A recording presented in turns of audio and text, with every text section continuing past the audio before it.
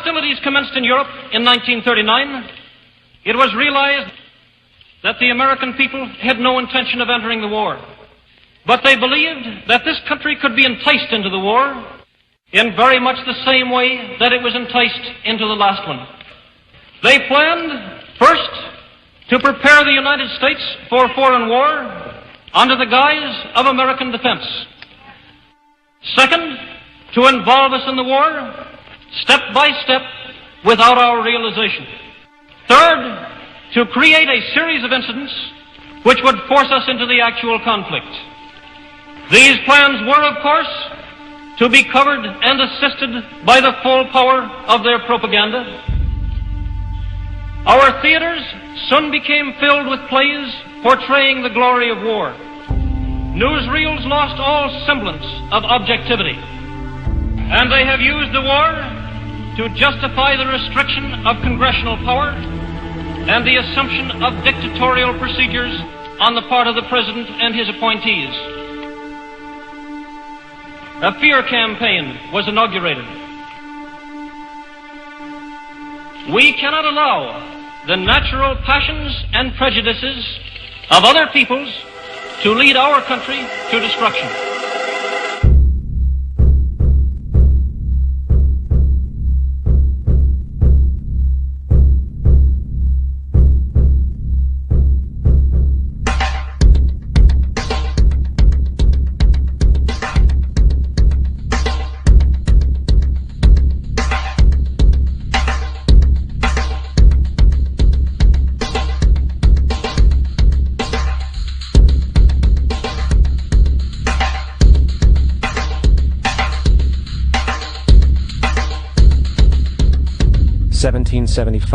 The American Revolutionary War began as the American colonies sought to detach from England and its oppressive monarchy.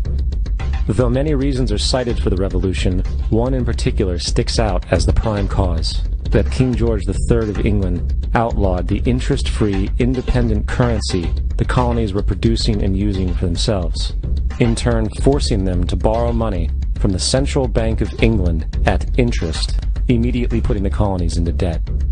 And, as Benjamin Franklin later wrote, the refusal of King George III to allow the colonies to operate an honest money system which freed the ordinary man from the clutches of the money manipulators was probably the prime cause of the revolution.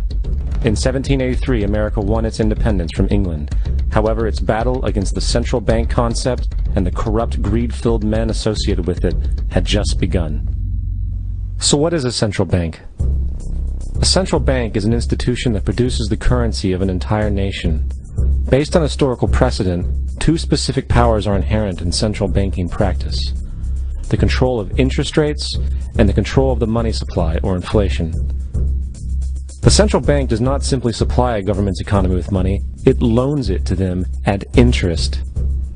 Then, through the use of increasing and decreasing the supply of money, the central bank regulates the value of the currency being issued. It is critical to understand that the entire structure of this system can only produce one thing in the long run: debt. It doesn't take a lot of ingenuity to figure this scam out.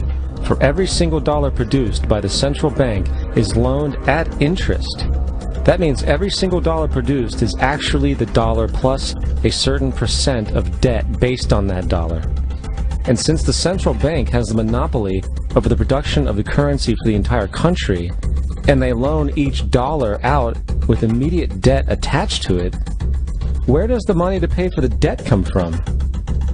It can only come from the central bank again, which means the central bank has to perpetually increase its money supply to temporarily cover the outstanding debt created, which in turn, since that new money is loaned out at interest as well, creates even more debt.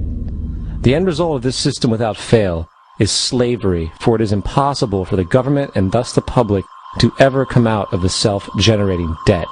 The founding fathers of this country were well aware of this.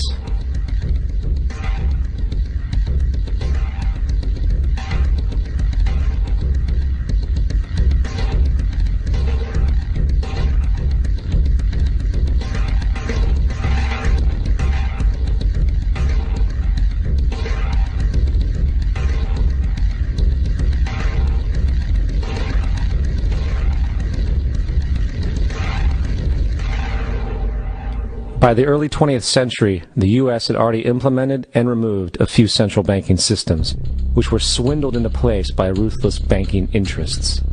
At this time, the dominant families in the banking and business world were the Rockefellers, the Morgans, the Warburgs, the Rothschilds. And in the early 1900s, they sought to push, once again, legislation to create another central bank. However, they knew the government and public were very weary of such an institution, so they needed to create an incident to affect public opinion. So, J.P. Morgan, publicly considered a financial luminary at the time, exploited his mass influence by publishing rumors that a prominent bank in New York was insolvent or bankrupt. Morgan knew this would cause mass hysteria, which would affect other banks as well. And it did. The public, in fear of losing their deposits, immediately began mass withdrawals. Consequently, the banks were forced to call in their loans, causing the recipients to sell their property, and thus a spiral of bankruptcies, repossessions, and turmoil emerged. Putting the pieces together a few years later, Frederick Allen of Life magazine wrote, "The Morgan interests took advantage to precipitate the panic, guiding it shrewdly as it progressed." Unaware of the fraud, the Panic of 1907 led to a congressional investigation headed by Senator Nelson Aldrich, who had intimate ties to the banking cartels and later became part of the Rockefeller family through marriage. The commission, led by Aldrich, recommended a central bank should be implemented so a panic like 1907 could never happen again. This was the spark the international bankers needed to initiate their plan. In 1910, a secret meeting was held at a J.P. Morgan estate on Jekyll Island off the coast of Georgia. It was there that the central banking bill called the Federal Reserve Act was written. This legislation was written by bankers, not lawmakers. This meeting was so secretive, so concealed from government and public knowledge that the 10 or so figures who attended disguised their names when en route to the island. After this bill was constructed, it was then handed over to their political frontman, Senator Nelson Aldrich, to push through Congress. And in 1913, with heavy political sponsorship by the bankers, Woodrow Wilson became president, having already agreed to sign the Federal Reserve Act in exchange for campaign support. And 2 days before Christmas, when most of Congress was at home with their families, the Federal Reserve Act was voted in, and Wilson in turn made it law. Later, Woodrow Wilson wrote, in regret,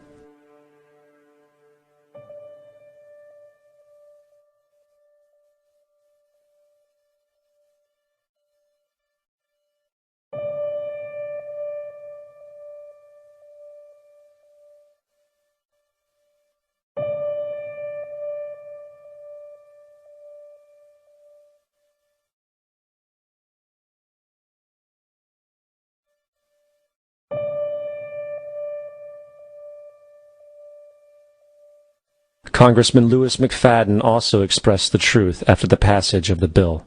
A world banking system was being set up here, a superstate controlled by international bankers, acting together to enslave the world for their own pleasure. The Fed has usurped the government. Now, the public was told that the Federal Reserve System was an economic stabilizer, and inflation and economic crises were a thing of the past.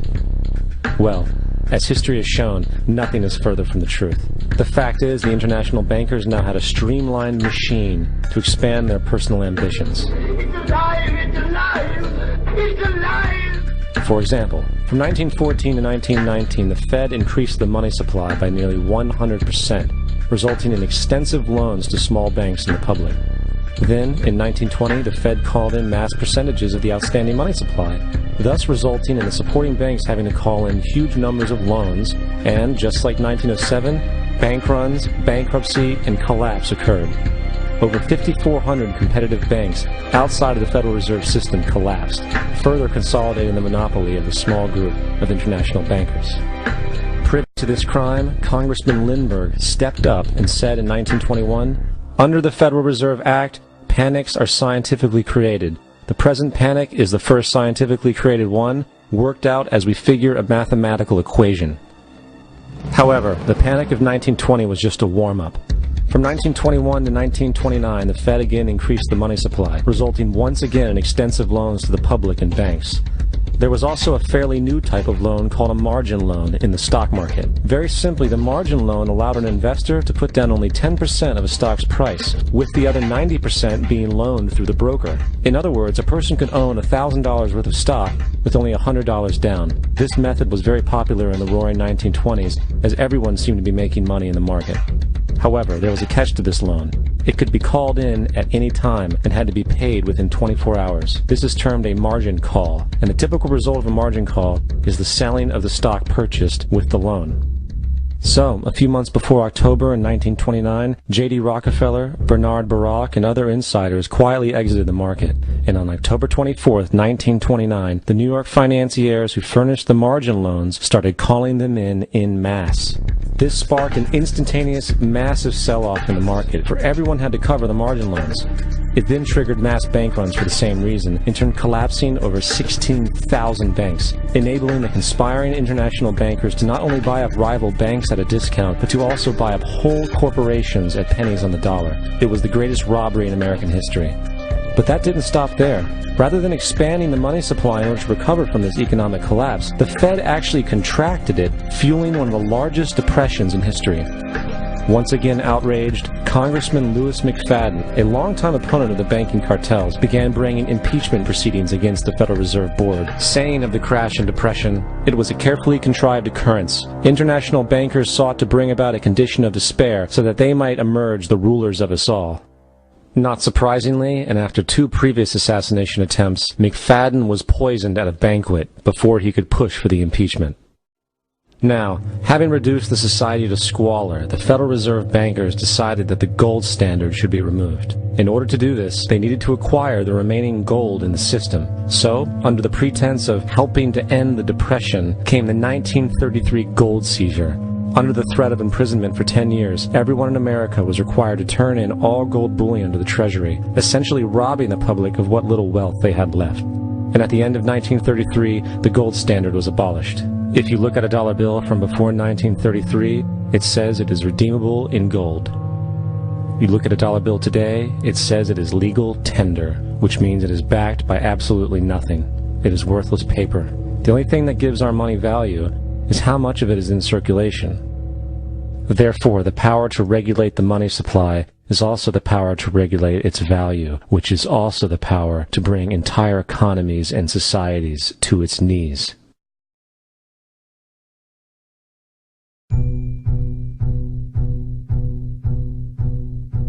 It's important to clearly understand, the Federal Reserve is a private corporation. It is about as Federal Express. It makes its own policies and is under virtually no regulation by the U.S. government. It is a private bank that loans all the currency at interest to the government, completely consistent with the fraudulent central banking model that the country sought to escape from when it declared independence in the American Revolutionary War. Now, going back to 1913, the Federal Reserve Act was not the only unconstitutional bill pushed through Congress. They also pushed the federal income tax. It's worthwhile to point out that the American public's ignorance towards the federal income tax is a testament to how dumbed down and oblivious the American population really is. First of all, the federal income tax is completely unconstitutional, as it is a direct, unapportioned tax. All direct taxes have to be apportioned to be legal based on the Constitution. Secondly, the required number of states in order to ratify the amendment to allow the income tax was never met, and this has even been cited in modern court cases.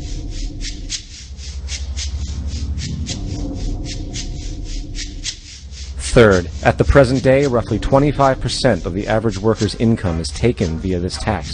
And guess where that money goes? It goes to pay the interest on the currency being produced by the fraudulent Federal Reserve Bank, a system that does not have to exist at all. The money you make working almost 3 months out of the year goes almost literally into the pockets of the international bankers who own the private Federal Reserve Bank. And fourth, even with the fraudulent government claim as to the legality of the income tax, there is literally no statute, no law in existence that requires you to pay this tax, period. I really expected that, of course, there's a law that you can point to in the law book, the code, that requires you to file a tax return. Of course there is. I was at that point where I couldn't find the statute that clearly made a person liable. at least not me and most people I know. And I had no choice in my mind except to resign. Based on the research that I did throughout the year 2000 and that I'm still doing, I have not found that law. I've asked Congress, we've asked a lot of people in the IRS commissioners, helpers. They can't answer, because if they answer, the American people are going to know that this whole thing is a fraud. I haven't filed an federal income tax return since I left. I have not filed a tax return since 1999. The income tax is nothing less than the enslavement of the entire country. Now, the control of the economy and the perpetual robbery of wealth is only one side of the Rubik's Cube the bankers hold in their hands. The next tool for profit and control is war. Since the inception of the Federal Reserve in 1913, a number of large and small wars have commenced. The three most pronounced were World War I, World War II, and Vietnam. World War I. In 1914, European wars broke out centered around England and Germany. The American public wanted nothing to do with the war. In turn, President Woodrow Wilson publicly declared neutrality. However, under the surface, the U.S. administration was looking for any excuse it could find to enter it. In a noted observation by Secretary of State William Jennings, the large banking interests were deeply interested in the World War because of the wide opportunities for large profits. It's important to understand that the most lucrative thing that can happen for the international bankers is war, for it forces the country to borrow even more money from the Federal Reserve Bank at interest. Woodrow Wilson's top advisor and mentor was Colonel Edward House, a man with intimate connections with the international bankers who wanted in the war. In a documented conversation between Colonel House, Wilson's advisor, and Sir Edward Grey, the Foreign Secretary of England, regarding how to get America into the war, Grey inquired, "What will Americans do if Germans sink an ocean liner with American passengers on board?"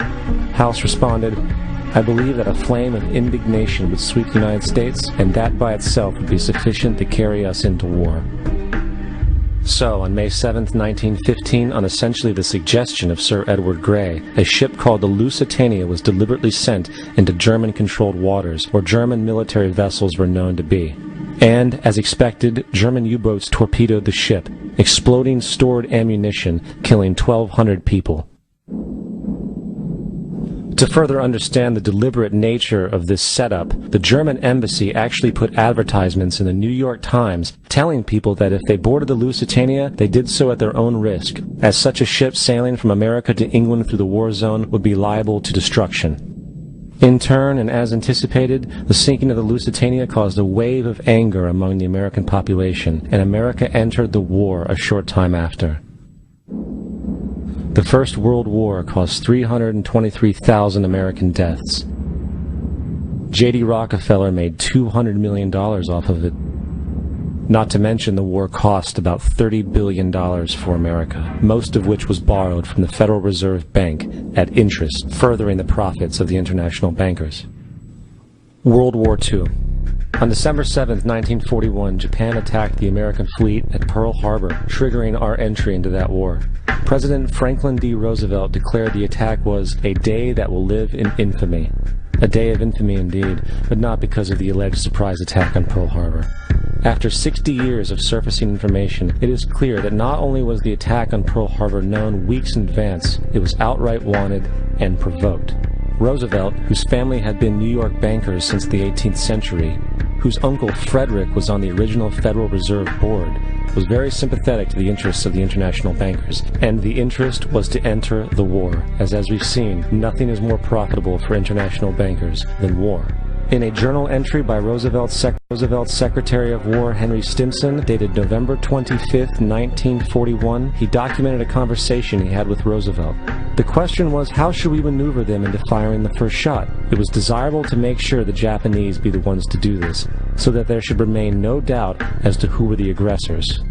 In the months leading up to the attack on Pearl Harbor, Roosevelt had done almost everything in his power to anger the Japanese, showing a posture of aggression. He halted all of Japan's imports of American petroleum. He froze all the Japanese assets in the United States. He made public loans to nationalist China and supplied military aid to the British, both enemies of Japan in the war, which, by the way, is completely in violation of international war rules. And on December 4th, 3 days before the attack, Australian intelligence told Roosevelt about a Japanese task force moving towards Pearl Harbor. Roosevelt ignored it. So, as hoped and allowed, on December 7, 1941, Japan attacked Pearl Harbor, killing 2,400 soldiers. Before Pearl Harbor, 83% of the American public wanted nothing to do with the war. After Pearl Harbor, 1 million men volunteered for the war. It is important to note, Nazi Germany's war effort was largely supported by two organizations, one of which was called IG Farben. IG Farben produced 84% of Germany's explosives, and even the Zyklon B used in the concentration camps to kill millions. One of the unspoken partners of IG Farben was J.D. Rockefeller's Standard Oil Company in America. In fact, the German Air Force could not operate without a special additive patented by Rockefeller's Standard Oil. The drastic bombing of London by Nazi Germany, for example, was made possible by a $20 million sale of fuel to IG Farben by the Rockefeller Standard Oil Company. This is just one small point on the topic of how American business funded both sides of World War II. One other treasonous organization worth mentioning is the Union Banking Corporation of New York City. Not only did it finance numerous aspects of Hitler's rise to power, along with actual materials during the war, it was also a Nazi money laundering bank, which was eventually exposed for having millions of dollars of Nazi money in its vaults. The Union Banking Corporation of New York was eventually seized for violations of the Trading with the Enemy Act. Guess who the director and vice president of the Union Bank was? Prescott Bush, our current president's grandfather, and of course our former president's father. Keep that in mind when considering the moral and political dispositions of the Bush family. Vietnam. The United States' official declaration of war on North Vietnam in 1964 came after an alleged incident involving two U.S. destroyers being attacked by North Vietnamese PT boats in the Gulf of Tonkin. This was known as the Gulf of Tonkin incident. This single situation was the catalytic pretext for massive troop deployment and full-fledged warfare. One problem, however, the attack on the U.S. destroyers by Vietnamese PT boats never happened. It was a completely staged event to have an excuse to enter the war. Former Secretary of Defense Robert McNamara stated years later that the Gulf of Tonkin incident was a mistake, while many other insiders and officers have come forward, relaying that it was a contrived farce, a complete lie. Once in the war, it was business as usual. In October 1966, President Lyndon Johnson lifted trading restrictions on the Soviet bloc, knowing full well that the Soviets were providing upwards of 80% of North Vietnam's war supplies. Consequently, Rockefeller interests financed factories in the Soviet Union, which the Soviets used to manufacture military equipment and send it to North Vietnam.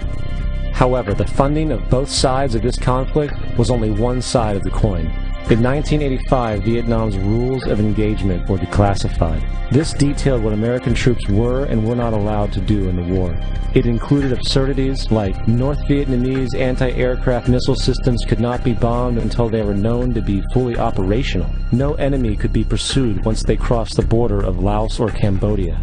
And most revealing of all, the most critical strategic targets were not allowed to be attacked unless initiated by high military officials.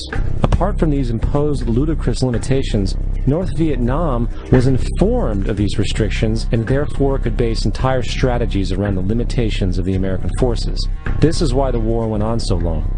And the bottom line is this: the Vietnam War was never meant to be won, just sustained. This war for profit resulted in 58,000 American deaths and 3 million dead Vietnamese. So, where are we now? September 11th was the jumpstart for what is now an accelerated agenda by the ruthless elite. It was a staged war pretext no different than the sinking of the Lusitania, the provoking of Pearl Harbor, and the Gulf of Tonkin lie. In fact, if 9/11 wasn't a planned war pretext, it would be an exception to the rule. It has been used to launch two unprovoked illegal wars, one against Iraq and one against Afghanistan. However, 9/11 was a pretext for another war as well, the war against you.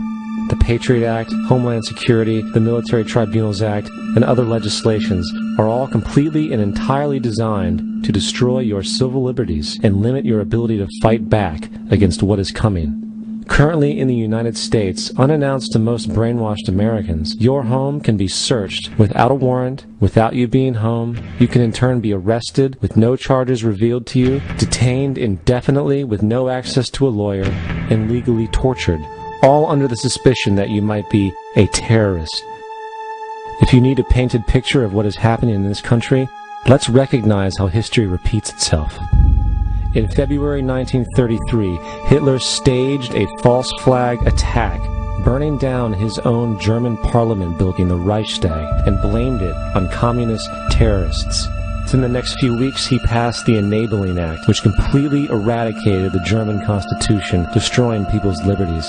He then led a series of preemptive wars, all justified to the German people as necessary to maintaining homeland security.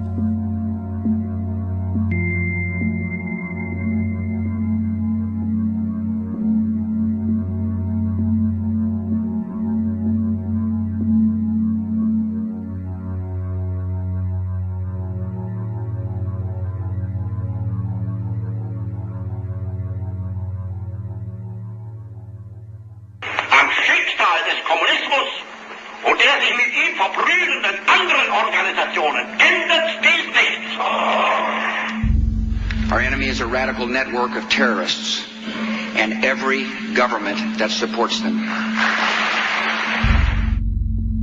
It's time to wake up. The people in power go out of their way to make sure that you are perpetually misled and manipulated. The majority's perception of reality, especially in the political arena, is not their own. It is shrewdly imposed upon them without them even knowing it. For example, the public at large actually believes the invasion of Iraq is going badly, as sectarian violence doesn't seem to stop. What the public fails to see is that the destabilization of Iraq is exactly what the people behind the government want. This war is to be sustained so the region can be divided up, domination of the oil maintained, continual profits reaped for the defense contractors, and most importantly, permanent military bases established to be used as a launching pad against other oil-bearing, non-conforming countries such as Iran and Syria. For further implication that the civil war and destabilization is purely intentional, in 2005, 2 elite British SAS officers were arrested by Iraqi police after being caught driving around in their car shooting at civilians while dressed up as Arabs. After being arrested and taken to a jail in Basra, the British Army immediately requested the release of these men. When the Basra government refused, British tanks came in and physically broke out the men from the Basra prison. If you wish to destroy an area, how do you do it? Well, there are 2 ways. You can go in there and bomb it and so forth, but that is not very efficient. What you do is you try to get the people in that area to kill each other and to destroy their own territory, their own farms. And that's what's been done in that area. The way in which you destroy an opponent is get him to destroy himself by dividing his ranks against one another. Then you feed both sides. You have agents feeding both sides, inflaming both sides. And they kill each other off. And it's time that some of us woke up to this reality, to understand that people who try to maintain empires and create empires do it by manipulating the people they're trying to conquer.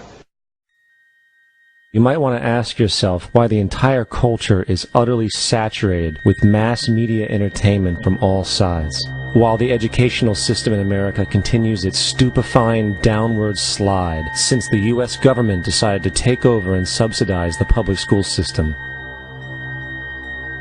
What your government pays for, it gets. When we understand that, then we look at government-financed institutions of education and see the kind of students and the kind of education that's being turned out by these government-financed schools.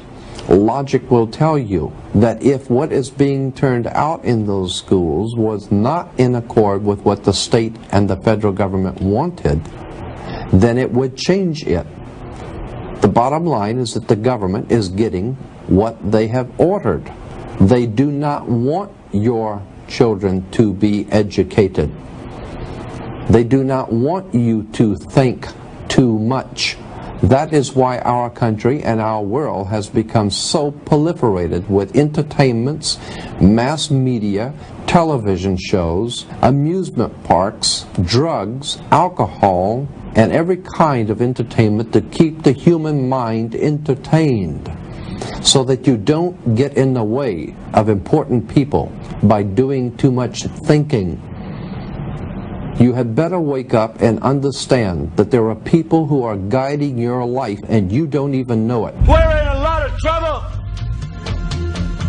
because you people and 62 million other Americans are listening to me right now because less than 3% of you people read books. Because less than 15% of you read newspapers. Because the only truth you know is what you get over this tube. Right now, there is an entire generation that never knew anything that didn't come out of this tube.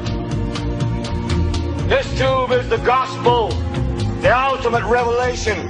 This tube can make or break presidents, popes, prime ministers. This tube is the most awesome goddamn force in the whole godless world. And woe is us if it ever falls into the hands of the wrong people. And when the largest company in the world controls the most awesome goddamn propaganda force in the whole godless world, who knows what shit will be peddled for truth on this network. So you listen to me. Listen to me. Television is not the truth. Television is a goddamn amusement park. Television is a circus, a carnival, a traveling troupe of acrobats, storytellers, dancers, singers, jugglers, sideshow freaks, lion tamers, and football players. We're in the boredom-killing business. But you people sit there day after day, night after night, all ages, colors, creeds. We're all you know. You're beginning to believe the illusions we're spinning here. You're beginning to think that the tube is reality and that your own lives are unreal. You do whatever the tube tells you. You dress like the tube. You eat like the tube. You raise your children like the tube. You even think like the tube. This is mass madness, you maniacs. In God's name, you people are the real thing. We are the illusion. The last thing the men behind the curtain want is a conscious, informed public capable of critical thinking, which is why a continually fraudulent zeitgeist is output via religion, the mass media, and the educational system. They seek to keep you in a distracted, naive bubble, and they are doing a damn good job of it. In 2005, an arrangement between Canada, Mexico, and the United States was made. This arrangement, unannounced to the public, unregulated by Congress, merges the United States, Mexico, and Canada into one entity, erasing all borders. It's called the North American Union, and you might want to ask yourself why you've never heard of this.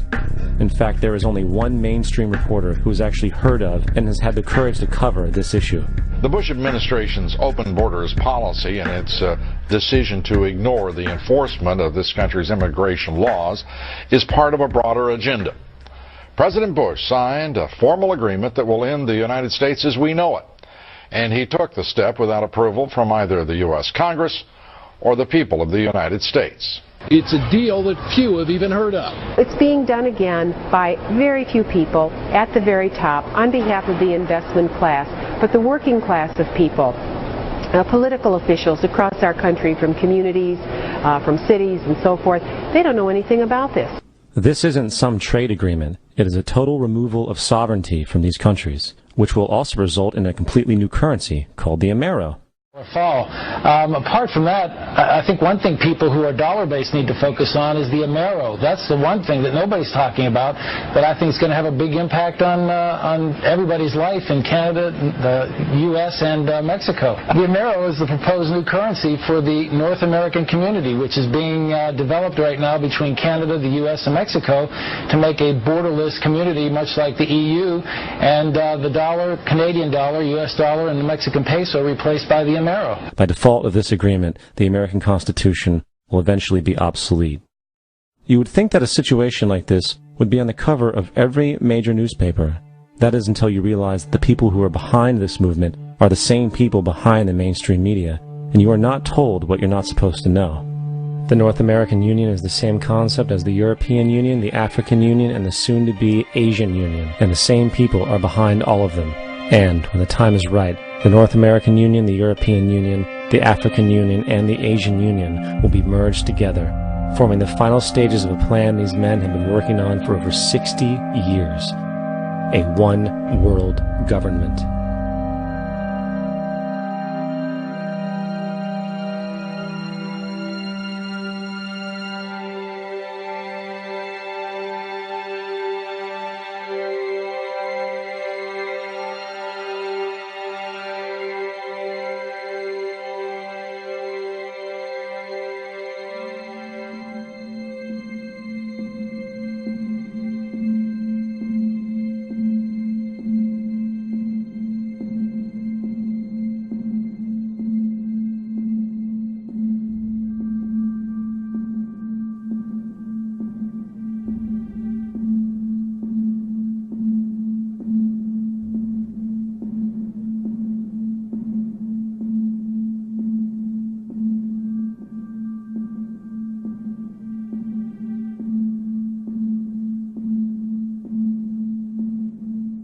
One bank, one army, one center of power.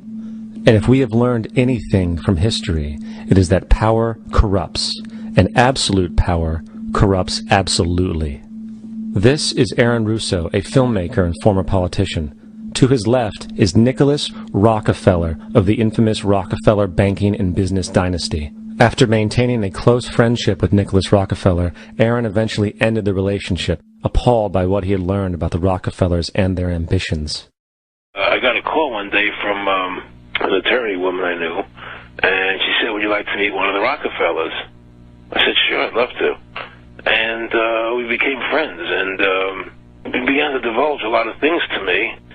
So he said to me one night, he said that there's going to be an event there, and out of that event, you're going to see we're going to go into Afghanistan, so we can run pipelines from the Caspian Sea. We're going to go into Iraq to take the oil and establish a base in the Middle East, and we're going to go into Venezuela and try and get rid of Chavez. And the first two they've accomplished. Chavez they didn't accomplish. And he said you're going to see guys going into caves looking for looking for people that they're never going to find. You know, he was laughing about the fact that you have this war on terror. There's no real enemy. He's talking about how by having this war on terror, you can never win it because it's an eternal war. And so you can always keep taking people's liberties away.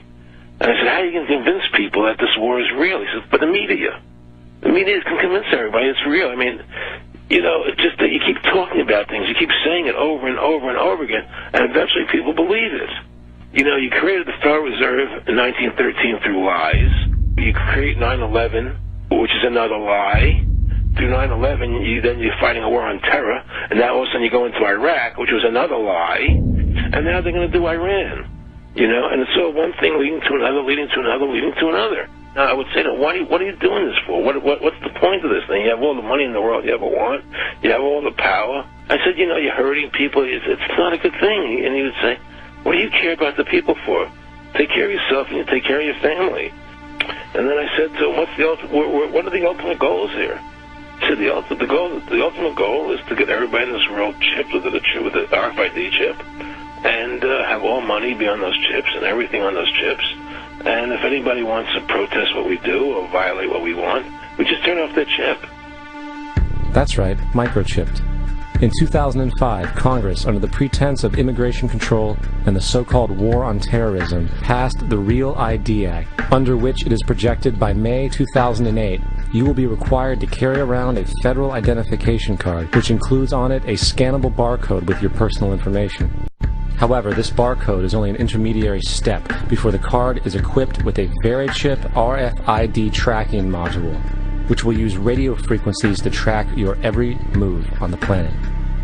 If this sounds foreign to you, please note that the RFID tracking chip is already in all new American passports. And the final step is the implanted chip, which many people have already been manipulated into accepting under different pretenses. We have a Florida family who are really pioneers in a brave new world. They have volunteered to be the first ever to have microchip identification devices implanted into their body. After 9/11, I was really concerned with the security of my family.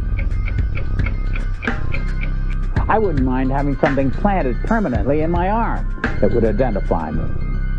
In the end, everybody will be locked into a monitored control grid where every single action you perform is documented. And if you get out of line, they can just turn off your chip, for at that point in time, every single aspect of society will revolve around interactions with the chips. This is the picture that is painted for the future if you open your eyes to see it. A centralized one-world economy where everyone's moves and everyone's transactions are tracked and monitored, all rights removed. The most incredible aspect of all. These totalitarian elements will not be forced upon the people. The people will demand them. For the social manipulation of society through the generation of fear and division has completely detached humans from their sense of power and reality. A process which has been going on for centuries, if not millennia. Religion, patriotism, race, wealth, class, and every other form of arbitrary, separatist identification and thus conceit has served to create a controlled population, utterly malleable in the hands of the few. Divide and conquer is the motto, and as long as people continue to see themselves as separate from everything else, they lend themselves to being completely enslaved. The men behind the curtain know this, and they also know that if people ever realize the truth of their relationship to nature and the truth of their personal power, the entire manufactured zeitgeist they prey upon will collapse like a house of cards.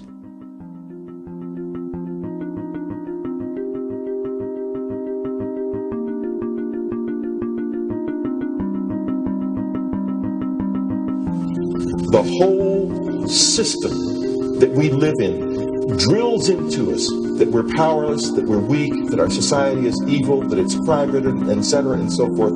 It's all a big, fat lie. We are powerful, beautiful, extraordinary. There is no reason why we cannot understand who we truly are, where we are going. There is no reason why the average individual cannot be fully empowered. We are incredibly powerful beings. You know, I think I spent 30 years of my life, in the first 30, trying to become something. I wanted to become good at things. I wanted to become good at tennis. I wanted to become good at school and grades and everything I kind of viewed in that perspective. I'm not okay the way I am, but if I got good at things, you realize that I had the game wrong. The game was to find out what I already was. Find out what I already was.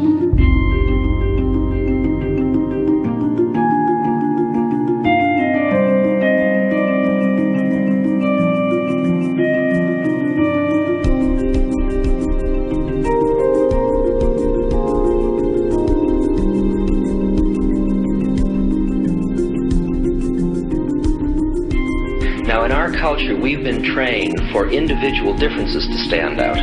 So you look at each person, immediately it is brighter, dumber, older, younger, richer, poorer, and we make all these dimensional distinctions, put them in categories and treat them that way. And we get so that we only see others as separate from ourselves in the ways in which they're separate. And one of the dramatic characteristics of experience is being with another person and suddenly seeing the ways in which they are like you, not different from you, and experiencing the fact that which is essence in you and which is essence in me is indeed one. The understanding that there is no other. It is all one. And I wasn't born Richard Albert, I was just born as a human being, and then I learned this whole business of who I am and whether I'm good or bad or achieving or not. All that's learned along the way.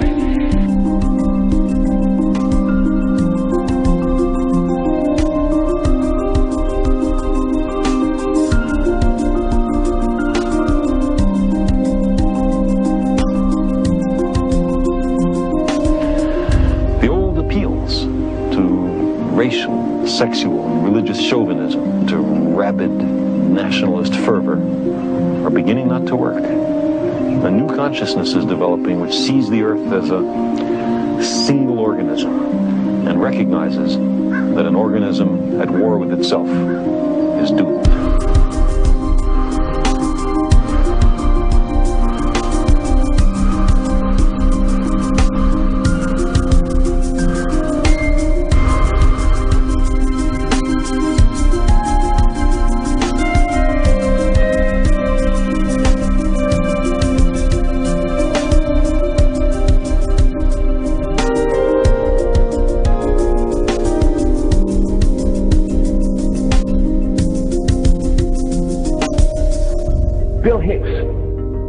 Finish your shows with this.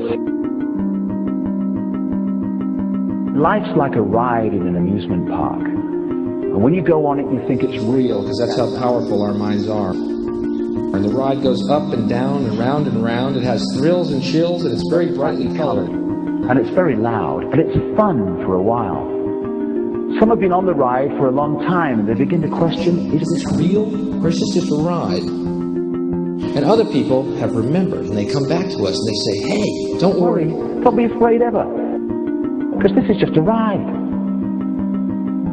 And we kill those people. Shut him up. I've got a lot invested in this ride. Shut him up. Look at my furrows of worry. Look at my big bank account. My family. This has to be real. It's just a ride. But we will kill those good guys who try and tell us that. You ever notice that? And let the demons run amok? But it doesn't matter, because it's just a ride, and we can change it anytime we want. It's only a choice. No effort, no work, no job, No savings of money. Just a choice right now between fear and love.